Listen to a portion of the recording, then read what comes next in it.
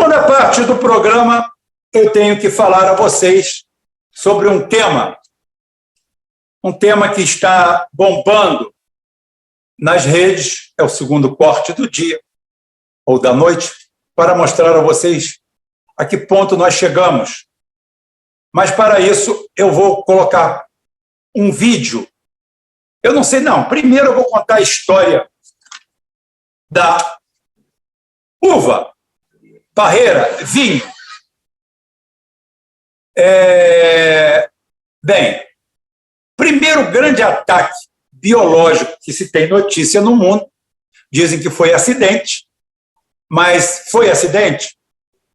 Foi acidente ou foi um jeito de que os sionistas, já que eram donos de vinícolas no novo continente, nos Estados Unidos, atacaram as plantações europeias de uva? Isso aconteceu em 1858, meados do século XIX. A Dactylosphera vitifolia, mais conhecido como filoxera da videira, ou filoxera, que é um inseto.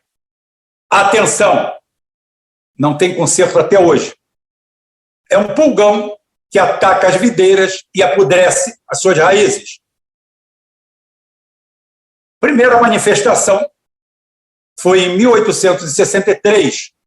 Durante 15 anos assolou a França, principalmente. Acabou com 2,5 milhões de hectares de videiras seculares.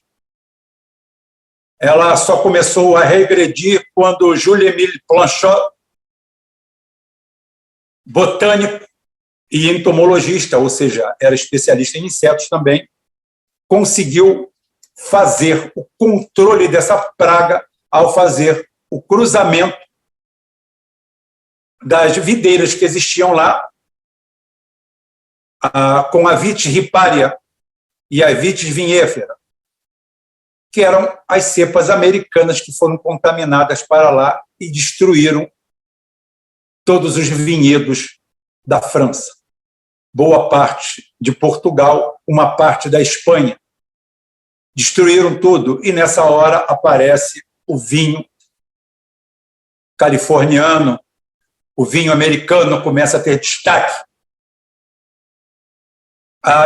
Os vinhedos chilenos, que o Chile era um lugar muito recluso, e um isolamento muito grande, foi onde fizeram esses enxertos para ter um produto resistente às pragas.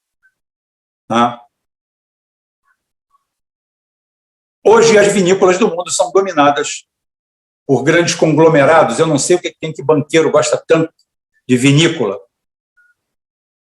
E dito isto, a gente consegue fazer um ponto, traçar um ponto entre um ataque que tem 170 anos para a situação atual. Sim, essa praga que eu acabei de citar, a filoxera, é americana, é yankee. Foram mudas americanas que foram para a Europa, assim como a gripe espanhola, que não era gripe espanhola, é gripe americana. Rebobinando, botando um pouquinho de pilha na história, para você se lembrar sempre os fatos históricos que devem ser recordados. A Espanha não participou da Primeira Guerra, nem da Segunda Guerra Mundial. Tinha acabado de sair dela, a Guerra Civil Espanhola. Meu pai lutou, meus tios lutaram, perdi 2 tios nessa guerra. Mas, se não vem ao caso, depois a gente conta sobre isso. Então, a Primeira Guerra Mundial, e a Espanha tinha ventos democráticos atuando ali. E era a imprensa mais livre na época, porque não tinha censura militar.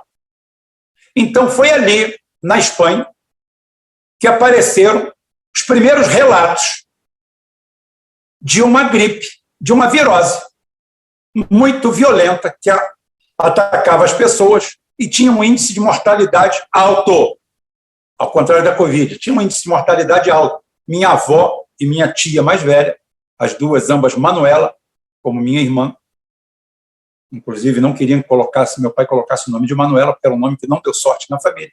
Ambas morreram né, da gripe espanhola em 1918 e 1919, no começo, logo assim. Então, essa é a gripe espanhola, que é americana, veio, se não me engano, de Montana. A primeira vez que se teve uma ocorrência foi num campo de treinamento dos soldados americanos. Já se falava em guerra biológica, se aquilo ali não seria alguma coisa nesse sentido. E como a Espanha tinha uma imprensa livre que relatou tudo isso, os Estados Unidos achou de bom grado chamar a grande praga de gripe espanhola. A Espanha não tem nada a ver com a gripe espanhola. Né?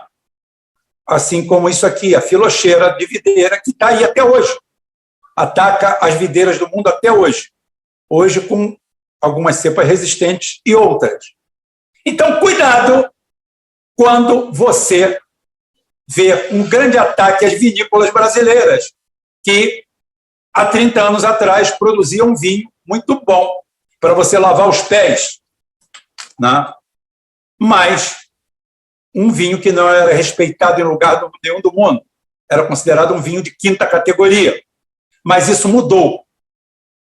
Os vinhos da Serra Gaúcha, principalmente, conceitualmente, são muito bem vistos no mundo. Existe uma aceitação muito grande. E Salim gosta de vinho e gosta de pegar coisa barata, gosta de tacar fogo no circo dos outros. Né? Os sionistas que atacam lá, atacam cá. Que sempre atacaram, sempre foram pela guerra híbrida. Eles gostam de guerra como na Ucrânia, outros morram por eles. Quando eu estou falando isso, estou falando dos sionistas, não estou falando do povo judeu. O povo judeu, na sua imensa maioria, é um povo trabalhador, inventivo, pacífico e que não quer confusão com ninguém. Vítima de um genocídio. Hoje parece que a Rússia está salvando os judeus pela segunda vez, porque está acabando com o nazismo na Ucrânia. Nazismo patrocinado pelos sionistas. Os aquenazes que vieram do norte, realmente, não tem nada com isso. Tá? Sabotagem, Cláudio Souza. Vassoura de bruxa, sabotagem. Destruição. França, Bélgica, Suíça. Eles queriam o cacau vindo da Europa, porque na época o governo militar brasileiro apertou. Mas depois eu falo disso. Apertou e não saía daqui nada. E eles simplesmente dizimaram os cacaueiros brasileiros. As plantações de cacau no sul da Bahia foram dizimadas pela vassoura de bruxa. E o cacau escravo, explorado, cacau de sangue da Europa, era vindo da África. Então, é por isso que deu essa praga aqui. O cacau brasileiro tomava conta do mundo e regrediu 30 anos, 40 anos. Um ataque biológico, guerra biológica, com certeza absoluta. Por quê? Porque os militares, isso aconteceu exatamente no período dos generais gaúchos. Os 3 generais gaúchos, de 1968 a 1978. Foi aí que a vassoura de bruxa imperou. Destruiu tudo. A mesma coisa que aconteceu com a filoxera, com a gripe espanhola e com mais